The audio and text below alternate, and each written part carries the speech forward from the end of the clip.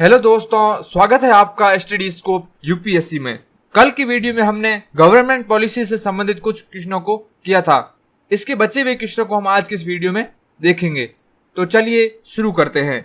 हमारा पहला प्रश्न है कि मिड डे मील योजना की अवधारणा भारत में लगभग एक सदी पुरानी है, जिसकी शुरुआत स्वतंत्र भारत में मद्रास प्रेसिडेंसी में हुई थी। पिछले 2 दशकों में अधिकांश राज्यों में इस योजना को फिर से गति दी गई है। इसके दोहरे उद्देश्यों, नवीनतम जनादेशों और सफलता का आलोचनात्मक परीक्षण करें। तो यह प्रश्न 2013 के अंदर आया था। यह प्रश्न कह रहा है कि मिड डे मील योजना को 1 सदी पहले स्टार्ट कर दिया गया था और अब 2 दशक पूर्व से इसमें और अधिक गति प्रदान की है। अब इस प्रश्न के 3 भाग है। पहला भाग है इसके दोहरे उद्देश्य क्या कौन कौन से हैं मिड डे मील योजना के। दूसरा भाग है इसकी नवीनतम जनादेश क्या है, सरकार ने क्या इसके लिए नए नए प्रयास किए हैं, और इसकी सफलता का आलोचनात्मक परीक्षण करना है। आलोचनात्मक परीक्षण का मतलब है कि इसके पॉजिटिव भी बताने हैं और इसके नेगेटिव भी बताने हैं। तो अब हम हमारे उत्तर की शुरुआत कैसे करेंगे। हम इंट्रो में जो मिड डे मील योजना है उसका उद्देश्य बता सकते हैं, या फिर जो मिड डे मील योजना की स्टार्टिंग जो यहाँ पर लाइन आई हुई है मद्रास प्रेसिडेंसी में हुई थी, तो कब हुई थी उसकी जानकारी दे सकते हैं यहाँ पर। जैसे कि यहाँ लिखा गया है कि जो मद्रास प्रेसिडेंसी के अंदर 1923 में पहली बार मिड डे मील योजना स्टार्ट की गई थी, और इसका उद्देश्य है वंचित बच्चों की पोषण स्थिति में सुधार करना और शिक्षा में उनकी भागीदारी को बढ़ाना। जो प्रश्न का पहला भाग था, जो मिड डे मील योजना है उसके दोहरे उद्देश्य क्या हैं, तो यहाँ पर आप देख रहे हैं कि जो पहला उद्देश्य है वो पोषण संबंधी सहायता करना, और जो दूसरा उद्देश्य है वो स्कूल में नामांकन बढ़ाना और जो स्कूल छोड़ने की दर है उसको कम करना। तो पहले पोषण संबंधी सहायता कैसी होगी, जैसे स्कूल में मिड डे मील योजना के माध्यम से क्या किया जाता है, बच्चों को पोषण सुविधा प्रदान की जाती है, बच्चों को भोजन दिया जाता है, न कि उनका पेट भरा जाता है बल्कि उनको जो आवश्यक पोषक तत्व हैं उनकी पूर्ति भी की जाती है। तो इस प्रकार से पोषण संबंधी सहायता करके बच्चों के स्वास्थ्य स्तर को सुधारना, बच्चों में स्टंटिंग और वेस्टिंग की प्रॉब्लम को सॉल्व करना, तो ये क्या हो गया, मिड डे मील योजना का पहला उद्देश्य हो गया। और अब मिड डे मील योजना का दूसरा उद्देश्य है कि स्कूल नामांकन और प्रतिधारण को बढ़ावा देना। अब यदि स्कूल में इस प्रकार की मिड डे मील योजना स्टार्ट की गई है जो बच्चों को भोजन प्रदान करती है, तो जो गरीब बच्चे हैं या फिर जो वंचित बच्चे हैं वो स्कूल में आएंगे, और स्कूल में इससे क्या होगा, जो एनरोलमेंट रेट है वो बढ़ेगी, और जो बच्चे पढ़ रहे हैं उनको मिड डे मील योजना का लाभ मिल रहा है तो वो स्कूल छोड़ेंगे नहीं। तो इससे क्या होगा, जो प्रतिधारण क्षमता है वो अधिक होगी। तो ये मिड डे मील का दूसरा उद्देश्य इस प्रकार प्राप्त किया जाता है। तो हमने यहाँ पर प्रश्न का जो पहला भाग था उसको यहाँ पर कंप्लीट कर दिया है। अब प्रश्न का जो दूसरा भाग था कि जो मिड डे मील योजना से संबंधित नवीनतम जनादेश क्या है, हम नवीनतम जनादेशों के अंदर पिछले 10 साल के सारे जो मिड डे मील योजना से संबंधित जो प्रावधान किए गए हैं उनको डिस्कस कर लेंगे। सबसे पहला प्रावधान है कि जो राष्ट्रीय खाद्य सुरक्षा अधिनियम 2013 है उसके तहत क्या है, मिड डे मील योजना को कानूनी ढांचा प्रदान किया। दूसरा जनादेश है कि जो समेकित बाल विकास सेवा स्कीम है, जिसके तहत आंगनबाड़ी के अंदर जो छोटे बच्चे होते हैं या फिर जो महिलाएं होती है उनको क्या किया जाता है, पोषण प्रदान किया जाता है, तो उसके साथ भी MDM योजना को जोड़ा गया। तीसरा पॉइंट है कि मध्याह्न भोजन नियम 2015 में प्रावधान है कि बच्चों को भोजन परोसने का स्थान केवल स्कूल होगा। तो इसके तहत ये कह दिया गया कि बच्चों को स्कूल के अंदर ही भोजन दिया जाएगा, न कि स्कूलों में ऐसा प्रावधान कोई बच्चों को घर से बुला दिया जाए और वहां से भोजन आवंटित करके उनको वापस भेज दिया जाए। इस प्रकार नहीं, बच्चे स्कूल के अंदर आएंगे, स्कूल में पढ़ेंगे और स्कूल के अंदर उनको क्या किया जाएगा, भोजन प्रदान किया जाएगा। चौथा पॉइंट है कि निःशुल्क और अनिवार्य शिक्षा का अधिकार अधिनियम 2009 है, जो RTE एक्ट 2009 है, उसके तहत स्कूल प्रबंधन समिति मध्याह्न भोजन योजना के कार्यान्वयन की निगरानी करेगी। और जो मिड डे मील योजना से संबंधित जो नवीनतम जनादेश हैं वह 2021 के अंदर जो इस योजना का नाम चेंज करके क्या कर दिया गया, PM पोषण स्कीम कर दिया गया। अब जो प्रश्न का तीसरा भाग था कि जो मिड डे मील योजना है उसका आलोचनात्मक परीक्षण कीजिए। अब हमें मिड डे मील योजना के पॉजिटिव और नेगेटिव दोनों बताने हैं। अब इसके सफल परिणाम क्या हुए हैं उसको हम यहाँ पर देखेंगे। पहला पॉइंट है कि जो पोषण संबंधी सहायता इससे प्राप्त हुई है। ग्लोबल हंगर इंडेक्स 2020 के अनुसार भारत ने बाल कुपोषण को कम करने में प्रगति की है। तो ये बाल कुपोषण को प्रगति करने में कहीं न कहीं मिड डे मील योजना है उसका हाथ है, क्योंकि मिड डे मील योजना के माध्यम से गरीब बच्चों को स्कूल में उच्चतम गुणवत्ता का भोजन पोषकों के साथ प्रदान किया जाता है, जिससे बच्चों में पोषण संबंधी सुधार हुआ है, जिससे स्टंटिंग और वेस्टिंग की प्रॉब्लम को भी सॉल्व करने में मदद मिली है। दूसरा पॉइंट है नामांकन और उपस्थिति के अंदर भी सुधार हुआ है। 2018 की असर रिपोर्ट बताती है कि जो ग्रामीण भारत के अंदर 6 से 14 वर्ष के जो आयु वर्ग के जो बच्चे हैं उनकी अटेंडेंस रेट कितनी थी, 94% थी। तो ये क्या बताता है कि जो मिड डे मील योजना है उससे क्या हुआ है, बच्चों की नामांकन और उपस्थिति दर में सुधार हुआ है। और मिड डे मील योजना का क्या लाभ मिला है, मिड डे मील योजना से क्या हुआ है, महिला सशक्तिकरण को बढ़ावा मिला है। अब महिला सशक्तिकरण को कैसे बढ़ावा मिला है, इसके 2-3 एस्पेक्ट है। पहला एस्पेक्ट ये है कि जो मिड डे मील योजना के माध्यम से स्कूलों के अंदर जो भोजन बनाने के लिए कर्मचारी रखने पड़ते हैं, उसके लिए राजस्थान गवर्नमेंट ने जैसे प्रावधान किया है कि किसी विधवा महिला को उसमें प्रायोरिटी दी जाएगी। तो इस प्रकार से क्या हुआ है, गांव की विधवा महिलाओं को रोजगार के साधन उपलब्ध हुए हैं। और दूसरा फायदा क्या हुआ है कि जो छोटे बच्चे हैं वो अगर स्कूल चले जाएंगे तो जो महिला है वो अपना काम इजीली घर पर कर पाएंगे। इससे जो महिला के मानसिक तनाव की स्थिति में भी सुधार देखा जा सकता है। और मिड डे मील योजना से क्या हुआ है, जो ड्रॉप आउट रेट है उसमें कमी देखने को मिली है। तो ये तो हो गए मिड डे मील योजना के पॉजिटिव्स। अब हमें दिखाना है कि इस योजना की कमियां क्या हैं। पहली कमी है कि जो मिड डे मील योजना है इसके अंदर गुणवत्ता और स्वच्छता का ध्यान में नहीं रखा जाता, जैसे जो कैग की रिपोर्ट है 2018 की उसने ये स्पष्ट किया है। दूसरी कमी है कि जो स्कूलों के अंदर क्या है, बुनियादी ढांचे कमी है, जिससे क्या होगा, एक तो स्वच्छ परिस्थितियों में भोजन नहीं बनेगा और दूसरा जो स्कूलों के अंदर जो सामग्री आती है उनका रखरखाव सही से नहीं होगा, उनको कहीं पर खुला छोड़ दिया जाएगा जिससे वो भोजन खराब हो जाएगा। तीसरी कमी क्या है कि वित्त पोषण और बजट की कमी है, जैसे जो 2022-23 में जो बजट था उसके अंदर मिड डे मील योजना के अंदर अलोकेशन 12,800 करोड़ था, लेकिन जो अभी वर्तमान जो नया बजट आया है उसके अंदर जो बजट अलोकेशन कम करके 11,600 करोड़ कर दिया गया। तो ये इंगित कर रहा है कि मिड डे मील योजना के अंदर बजट की कमी हो रही है, जिससे मिड डे मील योजना को सस्टेन करने में प्रॉब्लम आ रही है। अगला पॉइंट है इंफ्रास्ट्रक्चर और लॉजिस्टिक, जो कि हमने पहले डिस्कस कर लिया था, ये पॉइंट रिपीट हो गया है। यहाँ पर आप एक रिपोर्ट को कोट कर सकते हो, जैसे centre for equity and inclusion द्वारा 2020 में किए गए अध्ययन में पाया गया कि स्कूलों में उचित रसोई सुविधाएं और भंडारण स्थानों की कमी है। और पांचवी चुनौती है कि जो स्थानीय और क्षेत्रीय चुनौतियां हैं, जैसे कुछ साल पहले आपने सोशल मीडिया पर देखा होगा कि बिहार के एक स्कूल के अंदर बच्चों ने खाना खाने से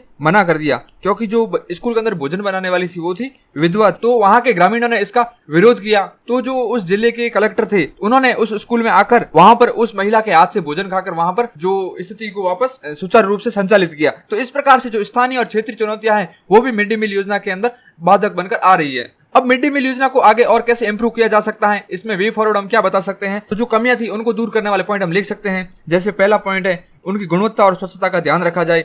इसके लिए क्या किया जाए, अक्षय पात्र फाउंडेशन है उसके साथ और अधिक अच्छे से कोलैबोरेशन किया जाए, जो क्या करता है भोजन की क्वालिटी और स्वच्छता को मेंटेन करता है। जो वित्त पोषण और बजट की कमी हुई है उसको ना किया जाए, इसको और अधिक बजट एलोकेशन किया जाए ताकि जो इस प्रकार की जो योजना है वो अच्छे से संचालित हो सके। और यह सिफारिश मानव संसाधन विकास पर स्थायी समिति ने 2018 में भी दी थी। स्थानीय और क्षेत्रीय जो चुनौतियां हैं उनको साथ में मिलकर दूर किया जाए, जैसे जो महाराष्ट्र में आपले सरकार स्कीम है उसके तहत एमडीएम योजना की निगरानी में माता पिता और स्थानीय समुदायों को भी शामिल करती हैं, जिससे वहां के स्थानीय लोग ही भोजन की क्वालिटी को, वहां पर जो स्वच्छता है उसको मेंटेन कर सके और जो क्षेत्रीय बाधाएं हैं उनको दूर कर सके। चौथा पॉइंट है कि विविध पोषण संबंधी आवश्यकताओं की पूर्ति की जाए।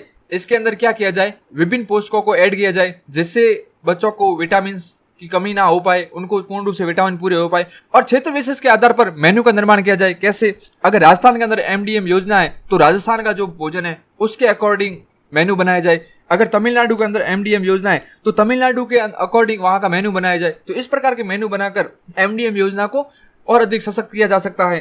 कंक्लूजन में हम बता सकते हैं कि जो एमडीएम योजना को और अधिक सुचारू रूप से संचालित करके जो मौलिक अधिकार हैं आर्टिकल 21A जो कि शिक्षा का अधिकार है उसको, और जो डीपीएसपी आर्टिकल 46 है उसको भी प्राप्त किया जा सके, जिसके तहत शिक्षा को प्रोत्साहित करने की बात की गई है। तो इस प्रकार के कंक्लूजन के साथ हम हमारे आंसर को समाप्त कर सकते हैं। हमारा अगला प्रश्न है कि केंद्र सरकार समाज के कमजोर वर्गों की पीड़ा को दूर करने में राज्य सरकारों के खराब निष्पादन के संबंध में अक्सर शिकायत करती रहती हैं। जनसंख्या के कमजोर वर्गों के हितों में सुधार लाने के लिए सभी क्षेत्रों में केंद्र प्रायोजित स्कीमों की पुनर्संरचना का उद्देश्य राज्यों को बेहतर कार्यान्वयन में लचीलापन प्रदान करना है। आलोचनात्मक मूल्यांकन करें। तो यहाँ पर सबसे पहले एक वर्ड आया है केंद्र प्रायोजित योजनाएं। अब केंद्र प्रायोजित योजना से तात्पर्य क्या है? केंद्र प्रायोजित योजनाएं वे होती हैं जिस योजना के तहत राज्यों को कुछ केंद्र द्वारा वित्त प्रदान किया जाता है, वे योजनाएं केंद्र प्रायोजित योजनाएं होती हैं। जिस प्रकार से जो मनरेगा योजना हो गई या फिर जो प्रधानमंत्री ग्राम सड़क योजना होगी, इसमें क्या होता है राज्य और केंद्र मिलकर उस योजना को संचालित करते हैं। तो ये योजनाएं क्या होती हैं? केंद्र प्रायोजित योजनाएं होती हैं। अब प्रश्न में पूछा गया है कि जो केंद्र सरकार है वह बार बार शिकायत करती है कि जो स्टेट है वे कमजोर वर्गों के उत्थान के लिए जो योजनाएं बनाई गई हैं उनका सुचारू रूप से नहीं संचालित कर पाती हैं। इसके लिए बार बार जो केंद्र है वो शिकायत करती है। अब इसमें आगे पूछा गया है कि जो जनसंख्या के कमजोर वर्गों में सुधार लाने के लिए जो केंद्र प्रायोजित योजना है, जैसे जो मनरेगा योजना हो गई, उनकी पुनर्संरचना का उद्देश्य राज्यों को बेहतर कार्यान्वयन में लचीलापन प्रदान करना है। तो यह प्रश्न 2013 के अंदर आया था और 2013 के अंदर ही क्या हुआ था, 14वां वित्त आयोग आया था। तो 14वें वित्त आयोग ने सिफारिश की थी कि जो केंद्र प्रायोजित योजना है उनको कम कर दिया जाए और जो वित्त का आवंटन होता है उसमें राज्यों का परसेंटेज बढ़ा दिया जाए। उस सिफारिश के तहत राज्यों का जो आवंटन था वो 32% से बढ़ाकर 42% कर दिया था। ये उस टाइम चेंज लाए थे, तो उसी के अकॉर्डिंग ये क्वेश्चन पूछा गया है। तो यहाँ पर क्या हुआ है, केंद्र प्रायोजित स्कीमों की जो पुनर्संरचना हुई है, किस प्रकार से केंद्र प्रायोजित जो योजना है उनकी संख्या कम कर दी गई और जो योजना है वो किसको बनाने को बोल दी, राज्यों को बनाने को बोल दी, और जो फंड का अलोकेशन है राज्यों के लिए वो बढ़ा दिया। तो इस चेंज से क्या पॉजिटिव आउटकम्स आएंगे और क्या नेगेटिव आउटकम्स आएंगे उसको हमें यहाँ पर बताना है। तो संक्षेप में प्रश्न इतना है कि जो केंद्र प्रायोजित योजना है उनकी पुनर्संरचना की गई है, उनका क्या गया है, योजनाओं की संख्या कम कर दी गई है और जो वित्त का अलोकेशन है वो राज्यों के लिए बढ़ा दिया गया है। तो इससे किस प्रकार से जो कमजोर वर्गों के लिए जो योजनाएं लाई गई हैं राज्यों के द्वारा उनके कार्यान्वयन को वो बेहतर करेगी, जो ये नया चेंजेस लाया है, तो हमें यहाँ पर बताना है। तो अब हम हमारे उत्तर की शुरुआत कैसे करेंगे, हम इंट्रो में जो केंद्र प्रायोजित योजना है उसको समझा सकते हैं कि केंद्र प्रायोजित योजनाएं क्या होती हैं, जो कि अभी हमने डिस्कस किया था। तो यहाँ पर इस प्रश्न के कितने भाग हैं, 3 भाग देख सकते हैं। पहला भाग है कि राज्य सरकारों द्वारा खराब निष्पादन क्यों हो रहा है, उसको बता सकते हैं। दूसरा पार्ट है कि जो ये चेंजेस लाए हैं उसके पॉजिटिव आउटकम्स क्या होंगे, और जो इसका तीसरा पार्ट है वो है कि इस प्रकार के चेंज से क्या नेगेटिव आउटकम्स आएंगे। तो चलते हैं अपनी मेन बॉडी में। तो पहला पार्ट है यहाँ पर राज्य सरकारों के खराब निष्पादन के कारण। अब राज्य सरकारों का खराब निष्पादन क्यों हो रहा है, इसका पहला पॉइंट है कि one size not fit for all. अब सेंटर क्या कर रही है, कोई स्कीम बना रही है, जैसे प्रधानमंत्री ग्राम सड़क योजना है, तो इस योजना को उन्होंने क्या किया, सभी राज्यों के लिए एक समान बना दिया। तो सभी राज्यों की भौगोलिक स्थिति सेम नहीं है, सभी राज्यों की आर्थिक स्थिति सेम नहीं है, तो इस प्रकार से जो ये स्कीम बनाई गई है तो वह सभी राज्यों के अंदर बेहतर प्रदर्शन नहीं कर पाएगी। तो यह सबसे एक पहला कारण है कि जो स्कीम्स हैं वो सभी के लिए एक बना दी गई है, जिसके कारण जो स्कीम्स हैं वो बेहतर प्रदर्शन नहीं कर पा रही है। जैसे जो सर्व शिक्षा अभियान केंद्र प्रायोजित स्कीम है, उसके अंदर अगर केरल राज्य को भी इक्वल अमाउंट मिल रहा है और यूपी को भी इक्वल अमाउंट मिल रहा है, तो जो केरल राज्य है वो पहले से बहुत ही बेहतर है, वहां पर जो खर्च होगा वो बहुत ही कम आएगा। तो सरकार को जो वित्त का अलोकेशन है वो राज्यों के अनुसार करना चाहिए, जिससे क्या होगा, योजनाओं में बेहतर प्रदर्शन आएगा। इनके खराब निष्पादन का दूसरा कारण है टॉप टू बॉटम अप्रोच। अब केंद्र सरकार के जो ऑफिसर्स हैं वो ऊपर से सीधा निर्णय ले लेते हैं, वो ग्राउंड रियलिटी को चेक नहीं करते हैं और जो स्थानीय जरूरतें हैं उनको नहीं देखते हैं और योजना का निर्माण कर देते हैं, जिसके कारण क्या होते हैं, योजना जमीनी स्तर पर सही से कार्यान्वित नहीं हो पाती है।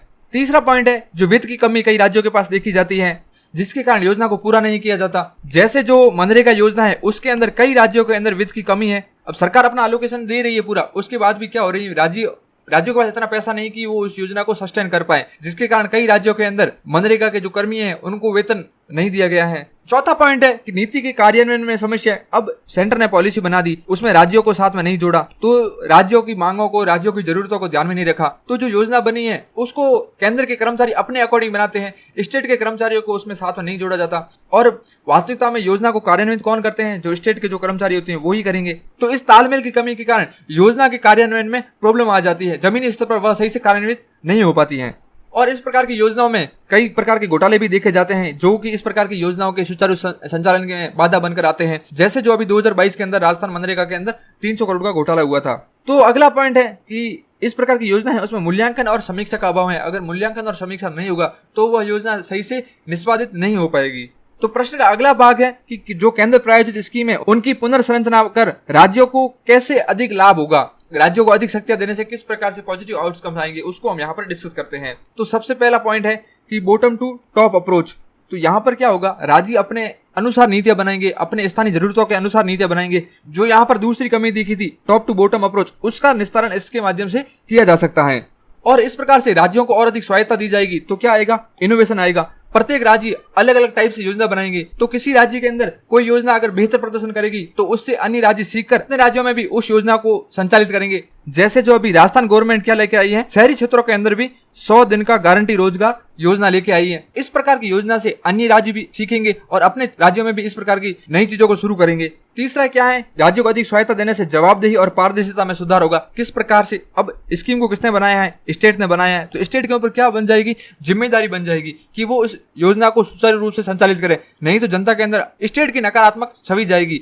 चौथा पॉइंट है, इससे क्या होगा, प्रतिस्पर्धी संघवाद का विकास होगा। अब प्रतिस्पर्धी संघवाद क्या है, प्रतिस्पर्धी संवाद से तात्पर्य है दो राज्यों के अंदर प्रतिस्पर्धा होना। अब दो राज्य कंपटीशन करके अपने क्षेत्रों के अंदर नई नई इनोवेशन लाएंगे, नई नई योजनाएं स्टार्ट करेंगे, जिसके कारण वे राज्य की जनता का बेहतर विकास कर पाएंगे। अब जो नए चेंजेस किए हैं उसके नकारात्मक आउटकम्स क्या आएंगे उसको भी हम यहाँ पर डिस्कस करते हैं। तो पहला है, इससे क्या होगा, असमानता आएगी। असमानता कैसे आएगी कि जिस राज्य के पास अच्छे वित्त संसाधन है वो अच्छे से उन स्कीम को लागू करेगा और उनका कार्यान्वयन करेगा, जिससे वहां पर तो सकारात्मक परिणाम आएंगे, और जिन राज्यों के पास पैसे की कमी है वहां पर रिजल्ट सही से नहीं आएंगे। दूसरा पॉइंट है, राजनीतिक प्रभाव देखा जाएगा। जो राज्य है वो राजनीतिक प्रेरित नीतियां बनाएंगे, तो राज्य सरकार जैसे चुनाव नजदीक आएंगे तो बहुत सारी स्कीम्स लेके आएंगे, क्योंकि उन्हें पता है कि अगर हम स्कीम्स नहीं ज्यादा लेके आएंगे तो जीत गए तो बहुत अच्छा, अगर नहीं जीते तो जो नेक्स्ट गवर्नमेंट आएगी उस पर बहुत ही ज्यादा बर्डन आ जाएगा, जैसे जो अभी गहलोत सरकार कर रही है। मजाक था वैसे। और तीसरा पॉइंट क्या है, एक रूपता का अभाव होगा। भारत के अंदर जो भी राज्य हैं वो अपने राज्यों के अंदर अलग अलग स्कीम्स लेके आएंगे, तो इससे क्या हो जाएगा, किसी भी योजना में एक रूपता नहीं आएगी, जिसके कारण उनके मूल्यांकन और जो योजना के प्रदर्शन का आकलन करने में समस्याएं आएगी। और चौथा पॉइंट है कि समन्वय में चुनौती आएगी। अब प्रत्येक राज्य अलग अलग स्कीम्स लेके आएंगे तो उन राज्यों के अंदर समन्वय में भी थोड़ी प्रॉब्लम्स आएगी। जैसे फॉर एग्जांपल, जैसे गुजरात राज्य ने क्या किया हुआ है, शराबबंदी की हुई है, और राजस्थान के अंदर अगर राजस्थान गवर्नमेंट रेवेन्यू को बढ़ाने के लिए शराब को प्रमोट करे, इन राज्यों के अंदर क्या होगा, दोनों में इन स्कीम्स को लेके क्या हो जाएगी, टेंशन आ जाएगी। तो इससे क्या होगा, राजस्थान से गुजरात में शराब की स्मगलिंग होगी, तो वहां पर जो उनकी नीतियां उनके कार्यान्वयन में समस्याएं आ जाएगी। कंक्लूजन में हम बता सकते हैं कि राज्योों को और अधिक स्वायत्ता देके और अधिक शक्तियों का विकेंद्रीकरण करके जो सहकारी संघवाद है उसको बढ़ावा दिया जा सकता है। इस प्रकार के कंक्लूजन के साथ हम हमारे आंसर को समाप्त कर सकते हैं। हमारा अगला प्रश्न है कि हालांकि व्यापार प्रकाशन और सामान्य मनोरंजन चैनल जैसे गैर समाचार मीडिया में पहले से ही 100% एफडीआई की अनुमति है, सरकार पिछले कुछ समय से समाचार मीडिया में एफडीआई बढ़ाने के प्रस्ताव पर विचार कर रही है। एफडीआई में वृद्धि से क्या फर्क पड़ेगा, पक्ष और विपक्ष का आलोचनात्मक मूल्यांकन कीजिए। तो प्रश्न में एक वर्ड आया है एफडीआई। एफडीआई से तात्पर्य है विदेशी निवेश। तो यहाँ पर आया है कि जो गैर समाचार मीडिया है उसके अंदर 100% विदेशी निवेश किया जा सकता है, यानी कि तो इससे तात्पर्य है कि भारत के अंदर कोई विदेशी व्यक्ति अपनी गैर समाचार मीडिया एजेंसी खोल सकता है, उसके अंदर उसके 100% शेयर हो सकते हैं। बट जो समाचार मीडिया है उसके अंदर एफडीआई 26% ही है, उसके अंदर 100% एफडीआई अलाउ नहीं है। तो जो समाचार मीडिया होगा उसका ऑनर होगा वो हमेशा कौन होगा, भारतीय होगा। उसकी कंपनी, उस कंपनी का मालिक हमेशा ही भारतीय ही होगा। अब यहाँ पर लिखा है कि सरकार कुछ समय से समाचार मीडिया में एफडीआई बढ़ाने के प्रस्ताव पर विचार कर रही है। एफडीआई में वृद्धि से क्या फर्क पड़ेगा, पक्ष और विपक्ष का आलोचनात्मक मूल्यांकन कीजिए। तो यह प्रश्न 2014 के अंदर आया था। तो इसमें हमें बताना है कि जो मीडिया के अंदर यदि 100% एफडीआई कर दी जाती है या फिर 50% से अधिक एफडीआई कर दी जाती है, जिससे क्या होगा, जो मीडिया की ऑनरशिप है वो विदेशी लोगों के हाथों में चली जाएगी। तो इसके क्या पॉजिटिव्स होंगे और क्या नेगेटिव होंगे उसको हमें यहाँ पर डिस्कस करना है। तो अब हम हमारे इंट्रो की शुरुआत कैसे कर सकते हैं, हम यहाँ पर बता सकते हैं कि जो समाचार मीडिया के अंदर कितनी % एफडीआई अलाउ है। जैसे कि यहाँ लिखा हुआ है 26% एफडीआई। तो इस प्रकार की फैक्चुअल जानकारी देके हम आगे बढ़ सकते हैं। अब यहाँ पर यह समझना होगा कि एफडीआई को अधिक करने से होगा क्या, जो कि अभी हमने डिस्कस किया था। जैसे कि जो एफडीआई को अगर 50% से ज्यादा कर दिया जाता है, यानी कि किसी कंपनी के अंदर जो भारत के अंदर है उसके अंदर 50% से ज्यादा ऑनरशिप किसकी हो जाएगी, विदेशी लोगों की हो जाएगी। यानी कि 50% से ज्यादा ऑनरशिप होने का मतलब है कि जो उसका प्रबंधन है, उसका मैनेजमेंट है, वो किसके पास चला जाएगा, विदेशी हाथों में चला जाएगा। यदि 50% से कम ऑनरशिप विदेशी लोगों की है तो इसका तात्पर्य है कि जो प्रबंधन है वो भारतीय हाथों के अंदर ही रहेगा। तो अब हम मेन बॉडी में इसके पक्ष और विपक्ष दोनों का डिस्कस करेंगे और साथ में आगे की राह क्या होनी चाहिए उसको भी बताएंगे। तो एफडीआई को बढ़ाने से इसके पॉजिटिव आउटकम क्या आएंगे।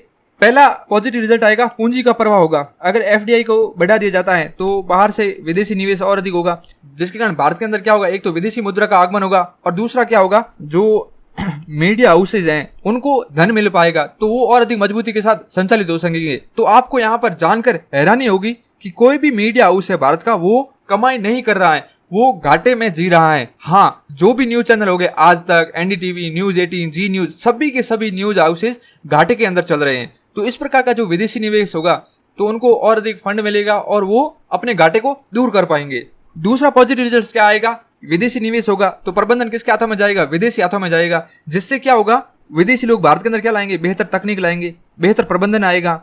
और विदेशी निवेश भारत में आने से भारत को क्या मिलेगा, वैश्विक एक्सपोजर मिलेगा, जैसे जो गार्डियन हो गया, CNN हो गया, इस प्रकार के न्यूज हाउस क्या आएंगे, भारत के अंदर आएंगे तो भारत को क्या मिलेगा, विदेशी एक्सपोजर मिलेगा। और जो भारत की खबरें हैं वो विश्व स्तर पर अधिक फैलेगी, क्योंकि विदेशी न्यूज हाउस इंडिया के अंदर आएंगे तो वो भारत की खबरों को, भारत के मुद्दों को, भारत के मामलों को विदेशी मंच पर उठाएंगे। और चौथा इसका पॉजिटिव रिजल्ट क्या होगा, इससे क्या होगा, रोजगार के नए अवसर सर्जित होंगे। जो पत्रकार हो गए, संपादक हो गए या सामग्री निर्माता हो गए, उनके लिए यहाँ पर इससे जॉब क्रिएट्स होंगी। बट इसके यहाँ पर कुछ नकारात्मक पक्ष भी हैं, तभी तो इसकी FDI वो 26% कर रखी है। पहला पॉइंट है भेदभावपूर्ण रिपोर्टिंग। अब विदेशी मीडिया हाउस अगर भारत के अंदर होंगे तो वो भारत के अंदर राजनीति प्रेरित या फिर अपने व्यापारिक हितों से प्रेरित खबरों को संचालित करेंगे, वे सरकार का पक्ष ले सकते हैं।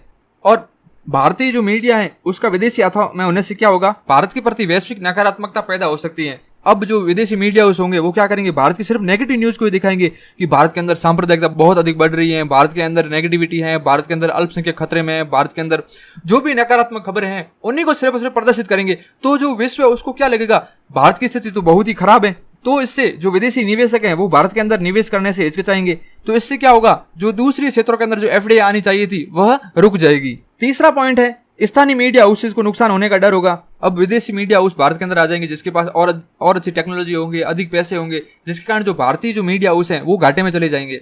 तो इससे रोजगार का एक संकट भी उत्पन्न हो सकता है।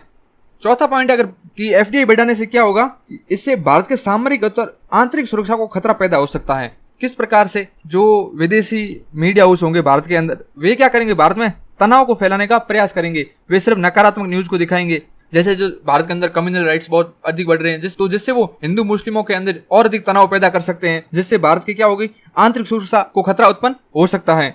पांचवा पॉइंट है कि इस प्रकार से विदेशी हाथों के अंदर मीडिया होने से भारतीय संस्कृति को भी खतरा हो सकता है। अब भारतीय संस्कृति को मीडिया से कैसे खतरा हो सकता है, अब जो कोई भी मीडिया हाउस होगा उसको कोई कंपनी है, बाहरी कंपनी है, वो क्या करेगी, कुछ पैसे देगी, तो वो क्या करेंगे, जो पाश्चात्य संस्कृति है उसको प्रमोट करेंगे और अधिक प्रमोट करेंगे, जिससे क्या होगा, भारतीय संस्कृति का अवमूल्यन होगा। जैसे अभी भारत के अंदर पाश्चात्य संस्कृति का प्रभाव आप देख ही रहे होंगे कि जो पाश्चात्य संस्कृति है वो पहनावे के अंदर, खान पान के अंदर, हर प्रकार से भारतीयों की मानसिकता के अंदर घर कर चुकी है। तो इस प्रकार से विदेशी मीडिया हाउस होने से भारतीय संस्कृति का और अधिक अवमूल्यन हो सकता है। तो यहाँ पर ये हमने नकारात्मक पॉइंट डिस्कस कर दिए। तो अब सरकार को आगे क्या करना चाहिए, तो किस प्रकार से जो FDI का जो मुद्दा है उसको रिजॉल्व करना चाहिए। भारत को क्या करना चाहिए, अनुसंधान और विश्लेषण करना चाहिए। जिन देशों ने 100% FDI कर रखी है उन देशों को देखें कि वहां पर 100% FDI करने से क्या पॉजिटिव आउटकम्स आए हैं, क्या नेगेटिव आउटकम्स आए हैं, तो उनसे सीखकर भारत भी अपनी नीति को बना सकता है। जैसे जो कनाडा हो गया, स्वीडन हो गया, ब्रिटेन हो गया, न्यूजीलैंड हो गया, वहां पर 100% FDI जो मीडिया हाउसेज है उनमें अलाउ है।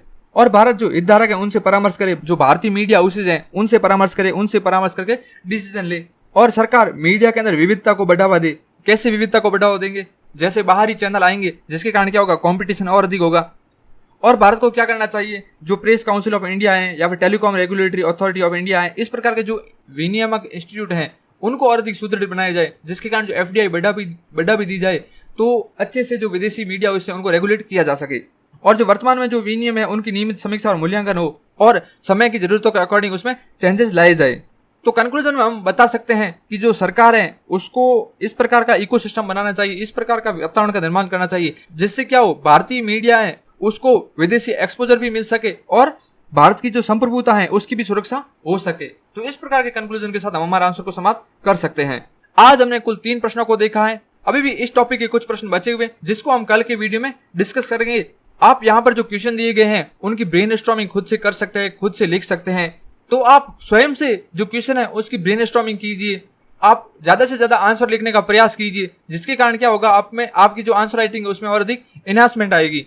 आप ये PDF फाइल मेरे टेलीग्राम चैनल से प्राप्त कर सकते हैं। वीडियो को अंत तक देखने के लिए धन्यवाद। मिलते हैं कल। जय हिंद, जय भारत।